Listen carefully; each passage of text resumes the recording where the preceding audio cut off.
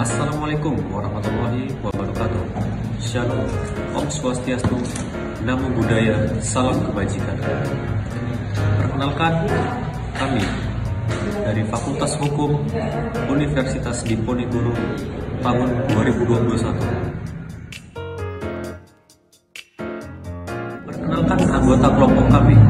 Ada saya, Kibriya Irnas, Najah Aulia Safina, Ammar Zulfan Rosidin, dan yang terakhir Aurelia Kendra Pamandita Putri.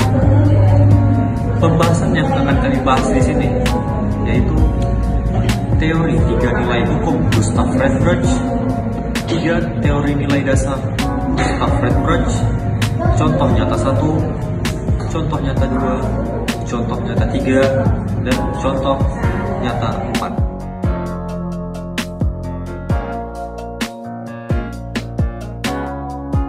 Teori nilai dasar oleh Gustav Redbridge. Yang pertama, nilai dasar keadilan. Hukum adalah alat untuk menegakkan keadilan dan menciptakan kesejahteraan sosial. Tanpa keadilan sebagai tujuan ultimumnya, hukum akan terperosok menjadi alat pembenar kesewenang-wenangan mayoritas atau pihak penguasa terhadap minoritas atau pihak yang dikuasai. Gustav Redbridge menyatakan Recht will zur Gerechtigkeit, yang artinya hukum adalah kehendak demi untuk keadilan. Yang kedua, nilai dasar kemanfaatan hukum. Penganut aliran utilitas menganggap bahwa tujuan hukum semata-mata untuk memberikan kemanfaatan atau kebahagiaan yang sebesar-besarnya bagi sebanyak-banyaknya warga masyarakat. Penanganannya didasarkan pada filsafat sosial, bahwa setiap warga masyarakat mencari kebahagiaan dan hukum merupakan salah satu alatnya. Yang terakhir, nilai dasar kepastian hukum. Kepastian hukum secara normatif adalah ketika suatu peraturan dibuat dan diundangkan secara pasti karena mengatur secara jelas dan logis.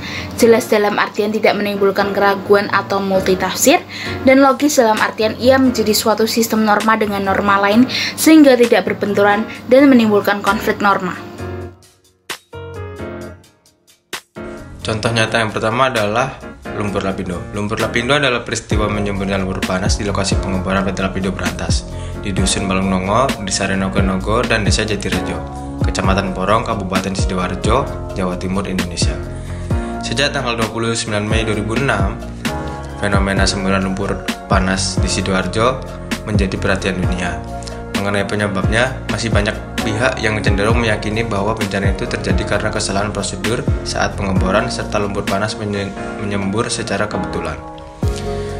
Dampak semburan lumpur lapindo sangat besar dan meluas. Sebanyak 16 desa di 3 kecamatan di Sidoarjo tergenang oleh lumpur panas yang terus bertambah.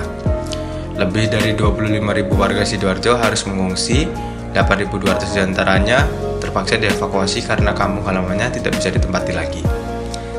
Tidak kurang dari 10.426 unit rumah warga dan 77 unit rumah ibadah serta sekolah-sekolah dan fasilitas publik lainnya terendam oleh lumpur. Lapindo yang dimiliki Bakri Group sebenarnya sepakat membayar ganti rugi sebesar 3,8 triliun berdasarkan peta area sebaran lumpur.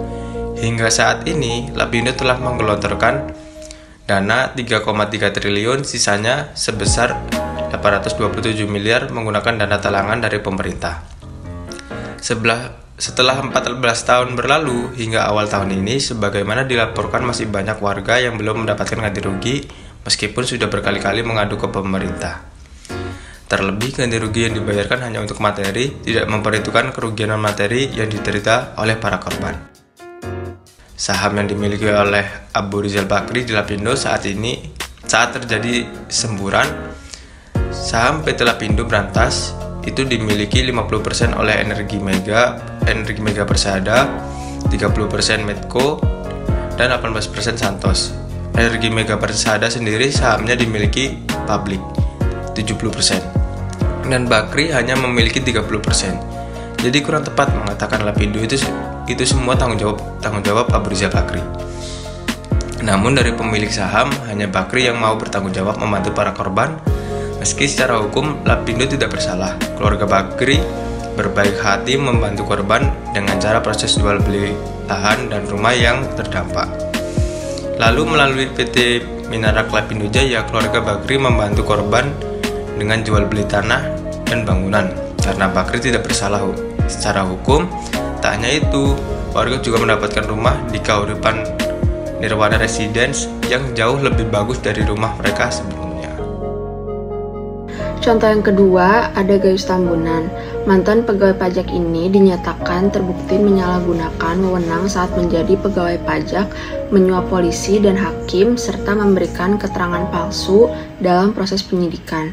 10 tahun lalu, tepatnya 19 Januari 2011, Gayus Salomoan Pertahanan Tambunan divonis 7 tahun penjara. Diberitakan Harian Kompas 20 Januari 2011. Vonis itu terpaut jauh dari tuntutan jaksa, yakni 20 tahun. Contoh ketiga yaitu Nenek Marsinah, seorang nenek warga Banyumas, Jawa Tengah divonis oleh majelis hakim dengan hukuman 1 bulan penjara dengan masa percobaan 3 bulan tanpa menjalani kurungan tahanan. Nenek bernama Minah tersebut didakwa mencuri 3 buah kakao coklat di perkebunan milik perusahaan PT Rumpun Sari Antan pada tahun 2009 lalu. Joko Chandra atau biasa disebut Jocan atau Joko Chandra dinyatakan melanggar pasal 5 ayat 1 huruf A dan pasal 15 junto pasal 13 Undang-Undang Nomor 31 Tahun 1999 sebagaimana telah diubah dengan Undang-Undang Nomor 20 Tahun 2001 tentang pemberantasan tindak pidana korupsi, pasal 55 ayat 1 KUHP junto pasal 65 ayat 1 dan 2 KUHP.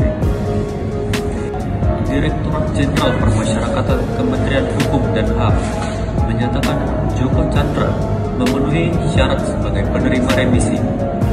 Dalam keterangan tertulis, berdasarkan putusan MA nomor 12 tahun 2009 yang sudah memiliki kekuatan hukum tetap, maka Joko Chandra memperoleh remisi sesuai ketentuan Peraturan Pemerintah Nomor 28 Tahun 2006. Joko Chandra mulanya divonis 2 tahun penjara dalam perkara hak tagih pembali. Ia juga dihukum membayar denda rupiah 15 juta subsidiar 3 bulan kurungan setelah Mahkamah Agung mengabulkan PK Jaksa Penuntut Umum pada 2008 silam. Joko Chandra berhasil melarikan diri usai Mahkamah Agung mengabulkan PK dari Kejaksaan. Joko Chandra menjadi buronan selama kurang lebih 11 tahun. Pada 2020, keberadaan Joko Chandra mulai tergerus. Hal itu bermula saat Joko Chandra hendak melakukan peninjauan kembali. Joko Chandra akhirnya berhasil ditangkap dan dipulangkan ke Indonesia. Operasi penangkapan Joko Chandra dipimpin langsung oleh Listio Sigit Prabowo yang saat itu masih menjabat Kabareskrim. Tim khusus yang telah dibentuk Indonesia berangkat ke Kuala Lumpur dengan menggunakan pesawat jenis Embraer Legacy 600 dengan nomor registrasi PKRJP untuk menjemput Joko Chandra. Dalam kasus ini, Joko bersama Anita Kolapake dan mantan Kepala Biro Koordinasi dan Pengawasan PPNS Bareskrim Polri, Brigjen Prasetyo Utomo, didakwa telah memalsukan surat jalan, surat kesehatan, serta surat bebas COVID-19 palsu itu digunakan Joko Chandra yang berstatus buronan untuk keluar masuk Indonesia. Sebanyak 2 kali melalui Pontianak pada 6-8 Juni 2020 dan 20-22 Juni 2020. Kemudian, Majelis Hakim Pengadilan Tindak Pidana Korupsi Jakarta menjatuhkan vonis 4 tahun 6 bulan dan denda rupiah 100 juta subsidiar 6 bulan penjara pada Joko Chandra. Sekian pembahasan dari kelompok kami. Jika kalian memiliki pertanyaan ataupun kritisi, silahkan hubungi melalui email yang tertera di layar berikut. Sekian, Assalamualaikum warahmatullahi wabarakatuh. Shalom, Om Santi Santi Om, Namo Buddhaya, Salam Kebajikan.